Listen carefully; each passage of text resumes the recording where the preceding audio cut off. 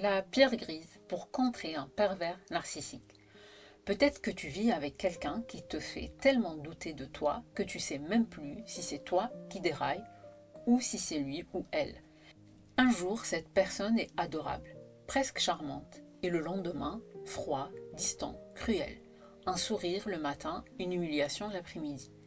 Et toi, tu restes parce que tu espères que c'est juste une mauvaise passe, que ça va redevenir comme avant, parce que tu crois encore que l'amour, parfois, ça se mérite. Mais laisse-moi te dire ça, en toute clarté. Non, ce que tu vis, ce n'est pas normal. C'est pas une phase. Et non, tu n'exagères pas. C'est une forme d'emprise. C'est de la manipulation et c'est toxique. Et non, tu n'es pas fou, tu n'es pas folle. Alors, pour comprendre, sache que ce genre de personne a besoin d'une chose pour exister. Ce sont tes réactions, ta joie, ta peur, ta colère, ta peine, tout ce que tu ressens, ils sont nourris. Il te cherche, il te provoque, il t'épuise moralement. Puis il revient avec un geste tendre, un bouquet de fleurs, un je t'aime, un regard doux. Et toi, tu y crois encore. Mais en réalité, c'est un jeu, c'est un cycle, et tu es enfermé dedans. Alors parfois, pour te libérer, tu dois faire quelque chose de complètement contre-intuitif, quelque chose qui va à l'envers de tout ce qu'on t'a appris. Tu dois devenir une pierre grise. C'est une technique simple, mais pas facile à mettre en place.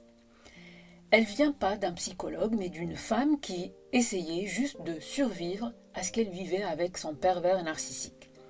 Elle s'est dit, et si je devenais inintéressante, aussi plate, aussi neutre qu'un caillou gris? Plus d'émotions, plus de réponses, juste du vide, du silence. Et devine quoi? Ça a marché. Parce que la personne toxique a fini par se lasser. Il n'y avait plus rien à prendre, plus de carburant de sa part. Ces gens-là ne cherchent pas de lien, pas d'amour.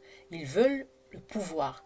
Et quand tu ne donnes plus rien, quand tu n'offres plus ton énergie, ils perdent leur emprise.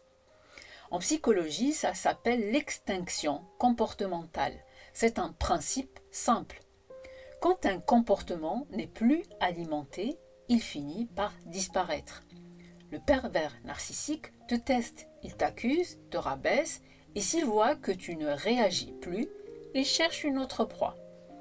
Alors, mais je ne vais pas te mentir, ce n'est pas une baguette magique, c'est une stratégie de survie, et elle demande de la force mentale.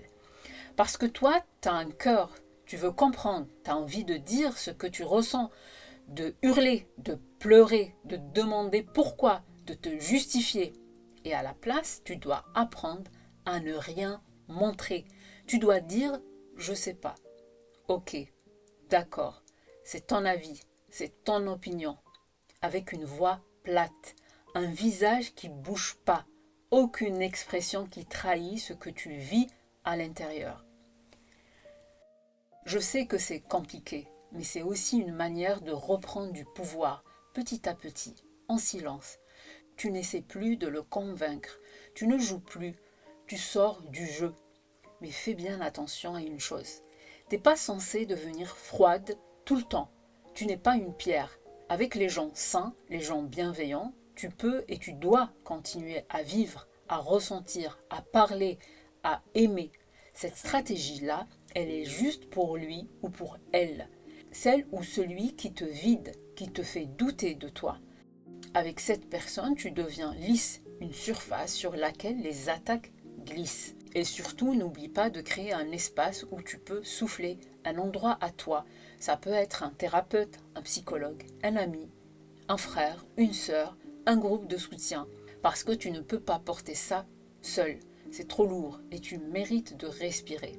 Alors, tu veux un exemple très concret? Par exemple, la personne toxique, le pervers narcissique, te balance. Tu fais tout de travers. T'es bonne à rien. Et là, toi, tu vas pas crier, tu vas pas hurler, tu vas pas te justifier. Tu vas juste répondre OK. Tu reprends ton café, tu baisses les yeux et silence absolu. Ce calme-là, ce détachement, ce n'est pas de la soumission, c'est de la protection mentale. Tu ne fais pas semblant d'être forte, tu préserves ton énergie, tu te reconstruis, tu reconstruis ton espace intérieur. Tu prends soin de ton cerveau, de ton cœur, de ton équilibre. Et ça, ce n'est pas rien. Alors vraiment, accroche-toi, sois patiente avec toi-même et rappelle-toi ça, toujours. Tu ne mérites pas ce que tu vis et tu peux t'en sortir. Pas en criant, pas en expliquant, pas en se justifiant, mais en devenant aussi inatteignable qu'une pierre grise.